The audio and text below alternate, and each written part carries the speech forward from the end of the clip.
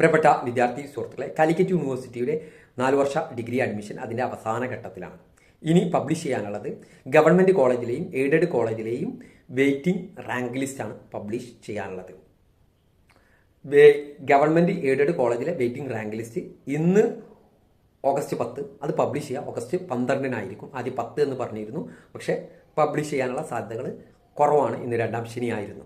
Okay, അപ്പോൾ 12-ാം തീയതിയാണ് അത് പബ്ലിഷ് ചെയ്യുക. അപ്പോൾ വിദ്യാർത്ഥികൾക്ക് ഇനിയുള്ള മറ്റൊരു സംശയമാണ്, ട്രാൻസ്ഫർ അലോട്ട്മെന്റ് ഉണ്ടോ? +1 +2 നിങ്ങൾ കണ്ടിട്ടുള്ള കേട്ടിട്ടുള്ള അനുഭവിച്ചിട്ടുള്ള ട്രാൻസ്ഫർ അലോട്ട്മെന്റ് ഉണ്ടോ? അങ്ങനെ ഒരു അലോട്ട്മെന്റ് ഡിഗ്രി അഡ്മിഷന്റെ ഭാഗമായിട്ടില്ല. രണ്ടാമത് വിദ്യാർത്ഥികൾ ചോദിക്കുന്ന ഒരു സംശയമാണ് സ്പോട്ട് അഡ്മിഷൻ എന്ന്. ഇത് ചോദിക്കാനുള്ള കാരണം ഒട്ടേറെ ഗ്രൂപ്പുകളിലും ഒട്ടേറെ മറ്റു വഴികളിലൂടെ സ്പോട്ട് അഡ്മിഷൻ ഉണ്ടാവും എന്ന് കേട്ടിട്ടുണ്ടാവും. ചിലപ്പോൾ പത്രങ്ങളിലൊക്കെ നിങ്ങൾ കണ്ടിട്ടുണ്ടാവും. സ്പോട്ട് അഡ്മിഷൻ എന്ന് പറയുന്നത് ആദ്യം എന്താണെന്ന് മനസ്സിലാക്കുക. ഒരു കോളേജിൽ സീറ്റ് വേക്കൻസി ഉണ്ടെങ്കിൽ കോളേജുകൾ സ്പോട്ട് അഡ്മിഷൻ നടത്തും. ഓക്കെ, സ്പോട്ട് അഡ്മിഷൻ നടത്തും. ഒരു ദിവസം ഇന്ന ദിവസം ഈ കോളേജിൽ സ്പോട്ട് അഡ്മിഷൻ, ആ കോളേജിൽ ആ ദിവസം പോകുന്നവർക്ക് സീറ്റ് കൊടുക്കുന്ന രീതിയാണ് സ്പോട്ട് അഡ്മിഷൻ എന്ന് പറയുന്നത്. അത് മുമ്പ് കാലിക്കറ്റ് യൂണിവേഴ്സിറ്റിയിൽ ഉണ്ടായിരുന്നു. ഇനി ആദ്യം മനസ്സിലാക്കി വെക്കേണ്ടത് എയ്ഡഡ് ഗവൺമെൻറ് കോളേജുകളിൽ സ്പോട്ട് അഡ്മിഷൻ ഉണ്ടാവില്ല. അതിനുള്ള ഒരു പ്രധാന കാരണം, നിങ്ങൾ എയ്ഡഡ് ഗവൺമെൻറ് കോളേജിലെ എയ്ഡഡ് കോഴ്സുകളുടെ സീറ്റ് വേക്കൻസി എന്ന് എടുത്ത് ഇങ്ങനെ പരിശോധിച്ച് നോക്കിയാൽ 1, 2, 3 അല്ലെങ്കിൽ 0 എന്നാണ് കാണുന്നത്.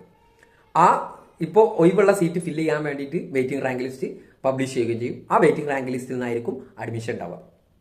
ഓക്കെ, അപ്പോൾ പുതിയ ലേറ്റ് രജിസ്ട്രേഷൻ ഇനി എഡിറ്റിംഗ് കംപ്ലീറ്റ് ചെയ്യാത്തവർക്കുള്ള എഡിറ്റിംഗ് കഴിഞ്ഞ് വരുന്നവർ എങ്ങനെ ഇതിലേക്ക് വരുന്നൊരു കൺഫ്യൂഷൻ ഉണ്ടാവും. അവർക്ക് അതിലേക്ക് വരണമെങ്കിൽ ഈ റാങ്ക് ലിസ്റ്റിൽ നിന്നുള്ള എല്ലാ വിദ്യാർത്ഥികളും കഴിഞ്ഞതിന് ശേഷമേ ഇവർക്ക് ഇതിലേക്ക് വരാൻ സാധിക്കുകയുള്ളൂ.